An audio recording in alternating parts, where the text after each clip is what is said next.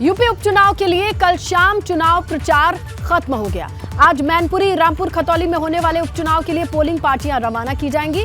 तीनों चुनावी क्षेत्र में सुरक्षा की कड़ी व्यवस्था की गई है। इस दौरान अर्धसैनिक बल, पीएसी और यूपी पुलिस के जवानों की तैनाती रहेगी। और कल होने वाले मतदान से पहले आज सियासी दल आखिरी वक्त के लिए अपनी रणनीति तैयार करेंगे। ऐसे में आज का दिन बहुत अहम रहने वाला है। प्रचार प्रसार का शोर कल शाम 5 बजे थम गया। ऐसे में पूरा जोर होगा कि निष्पक्ष चुनाव कराने के लिए, खासकर जिस तरीके से समाजवादी पार्टी लगातार आरोप लगाती रही है, तो उनके तरफ से भी आज पूरी रणनीति होगी कि कल चुनाव पर किस तरीके से नजर बनाए रखना है। इसके लिए पूरी रणनीति होगी। ऐसे में आज तमाम राजनीतिक दल आराम से नहीं बैठे होंगे। जिसमें मुख्य दलों की बात करें तो बीजेपी, समाजवादी पार्टी आमने सामने की टक्कर, साथ में गठबंधन और सहयोगी रालोद दिखाई देते हैं। तो आज का दिन जो है वो रणनीति के नाम रहेगा। ये 17 साल से प्रोविजन स्टोर चला रहे थे और हर दिन 8 से 9 हजार का बिजनेस करते थे। अचानक से ये दोगुना हो गया। जानना चाहते हो कैसे? तो फ्रीडम ऐप को अभी डाउनलोड करें। हर एक बूथ पर कैसे अपने कार्यकर्ताओं को और अपने सहयोगियों को लगाया जाए कि निष्पक्ष चुनाव, खासकर समाजवादी पार्टी की ओर से आवाज उठाते रहे हैं कि यहाँ सरकारी मशीनरी का दुरुपयोग होता रहता है। ऐसे आरोप के बीच किस तरीके की रणनीति रहेगी, ये भी देखना होगा। ऐसे में आज का दिन बहुत हलचल भरा पार्टी के भीतर रहेगा, क्योंकि चुनावी शोर तो थम चुका है। जनता के बीच तो ये संदेश देकर के दोनों ही पार्टियां बराबर का जोर लगाती दिखाई दी, क्योंकि जिस तरीके का प्रचार प्रसार मैनपुरी उपचुनाव में देखने को मिला, वो शायद मैनपुरी की जनता ने ना देखा हो। लेकिन कहीं से भी उत्तर प्रदेश की 3 सीटों पर उपचुनाव जैसी फीलिंग नहीं देता रहा, क्योंकि इसे 24 का आईना मान करके लोग देख रहे हैं।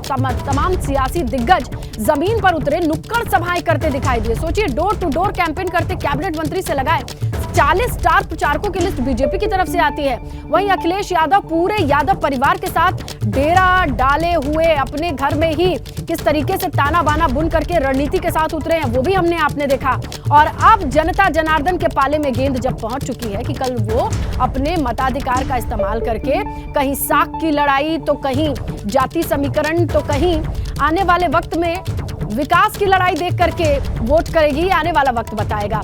इसके लिए इंतजार करना होगा 8 तारीख तक का। लेकिन कल की तैयारियों के मद्देनजर आपको बताया, प्रशासन की ओर से पीएसी और यूपी पुलिस, जिनके कंधों पर यह जिम्मेदारी है निष्पक्ष चुनाव कराने का, उनकी तैनाती, उनका रोस्टर, उनके शेड्यूल आ चुके हैं। उन्हें पहुंचना है। पोलिंग पार्टियां भी रवाना हो जाएंगी। तो बहुत अहम है ये तीनों उपचुनाव, जिसे 24 से पहले लिटमस टेस्ट की तरह देख रही हैं तमाम पार्टियां, जिसमें खास तौर पर 2 पार्टी दिखाई देती है। गठबंधन के साथ रालोद आ जाए, समाजवादी पार्टी, और फिर यहाँ हम बात कर लें बीजेपी की।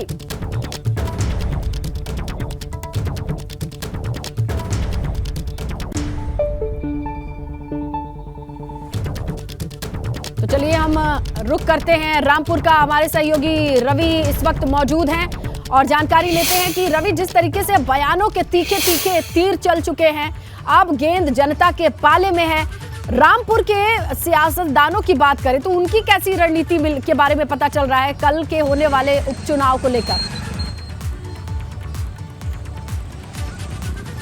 देखिए, कल होने वाले मतदान के लिए जो प्रशासन है उसने पूरी तैयारियां कर ली हैं और आज जो है पोलिंग पार्टियां यहां से रवाना हो जाएंगी। टोटल 454 बूथ हैं जिन पर 500 पोलिंग पार्टियां रखी गई हैं और उसके तहत 2000 कर्मचारी लगाए गए हैं इन ड्यूटीज़ को करने के लिए। इसके साथ ही प्रशासन ने पुलिस की चाक चौबंद व्यवस्था कर रखी है कि हर बूथ पर जो है पुलिस की भारी तैनाती रखी गई है ताकि निष्पक्ष रूप से चुनाव हो जाए।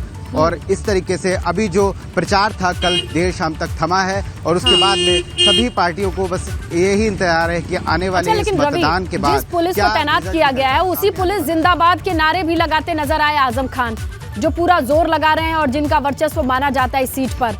उनके तरफ से, उनकी पार्टी की तरफ से पर्दे के पीछे कोई जानकारी है कि किस तरीके की रणनीति रहेगी? जिस पुलिस के जिंदाबाद नारे लगा रहे हैं, किस तरीके से चुनाव निष्पक्ष हो, इसके लिए उनकी क्या तैयारी है? देखिए, पूरे प्रचार के दौरान ये देखने को सामने आया कि आजम खान जो है इस बार नए तरीके से चुनाव प्रचार करते हुए दिखे। उन्होंने साइलेंट रूप से रातों में निकलकर घर घर जाकर प्रचार किया। तो इस बार जो रणनीति है रामपुर चुनाव की, आजम खान ने बिल्कुल अलग तरीके से अपनी रणनीति को फर्श पर उतारा है। और जिसके बाद में जब उन्होंने जनसभाएं की तो जनसभा के दौरान जिस तरीके से वो जनता को संबोधित करते हैं, हमेशा उनका जो अंदाज है भड़काऊ अंदाज रहता है, लेकिन जनता को वो पसंद आता है। इसी अंदाज के चलते आजम खान यहाँ पर लगातार 10 बार विधायक रहे हैं, उनका वर्चस्व इस सीट पर रहा है। बिल्कुल रवि, यही वजह है कि इस बार कुछ हिडन स्ट्रैटेजी के साथ हो सकता है वो उतरे और कुछ अलग रणनीति के साथ इस चुनाव में उनकी सक्रियता दिखाई दे रही है।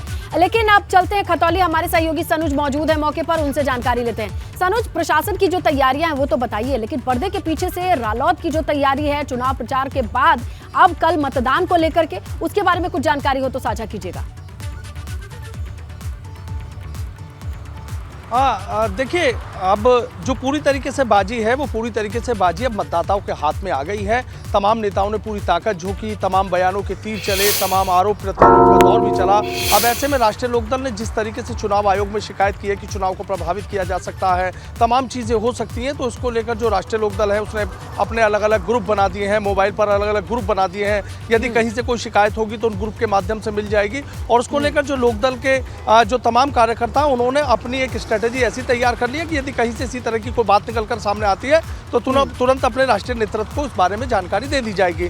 रही पुलिस प्रशासन की बात, तो देखिए, पुलिस प्रशासन के लिए खतौली में निष्पक्ष चुनाव कराना किसी चुनौती से कम नहीं है। सबसे बड़ी बात यह है कि देखिए, चुनाव प्रतिशत बढ़ाना सबसे बड़ी चुनौती है, क्योंकि देखिए मौसम ने अचानक से ऐसी करवट बदली। आप मेरे पीछे देखिए कितना कोहरा, भीषण कोहरा नजर आ रहा है। कल तक कोई स्थिति नहीं थी, जो सियासी तापमान था वो भले ही आसमान पर था, लेकिन अचानक से जो कोहरा पड़ा है, भीषण कोहरा है और कोहरा और ठंड की वजह से सत्येंद्र जरा मौसम का मिजाज दिखाएं।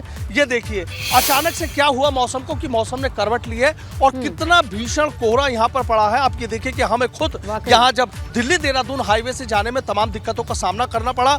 आज ये पहला कोहरा पड़ा और पहले ही कोहरे पर यहाँ थोड़ी दूरी पर ही, यहाँ मेरठ की सीमा, चूंकि इस समय तो मैं मुजफ्फरनगर में खड़ा हूँ, लेकिन मेरठ में टोल के बाहर ही अचानक से कई वाहन भिड़े और भीषण कोहरे की वजह से विजिबिलिटी बिल्कुल शून्य थी। इसकी वजह से वहां कई वाहन भिड़ के तमाम दिक्कतें हुई। तो ये जो मौसम की करवट है, इस पर कहीं ना कहीं जो जिला प्रशासन है, निर्वाचन आयोग है, उसको कहीं ना कहीं पूरी कोशिश करनी पड़ेगी कि आखिर जो मतदान प्रतिशत है उसको कैसे बढ़ाया जाए। वाकई हो सकता है दिल्ली एनसीआर से जाकर के मतदान करना चाह रहे हो, उपचुनाव को लेकर के कहीं उदासीनता न दिखाएं वोटर, तो पूरा मामला बदल जाएगा। जो कोर वोटर है वो सोचे कि उपचुनाव है, कौन वोट करेगा, तो पूरा माहौल इस मौसम की तरफ बिल्कुल बदल जाएगा। सनुज, देखना ये होगा कि कल तक किस तरीके के मौसम के साथ मतदाता घरों से बाहर निकलते हैं। शुक्रिया रवि, शुक्रिया सनुज। कल होने वाले उपचुनाव को लेकर के आप लोगों ने डिटेल साझा करी। ये 17 साल से प्रोविजन स्टोर चला रहे थे और हर दिन 8 से 9 हजार का बिजनेस करते थे। अचानक से ये दोगुना हो गया। जानना चाहते हो कैसे? तो फ्रीडम ऐप को अभी डाउनलोड करें।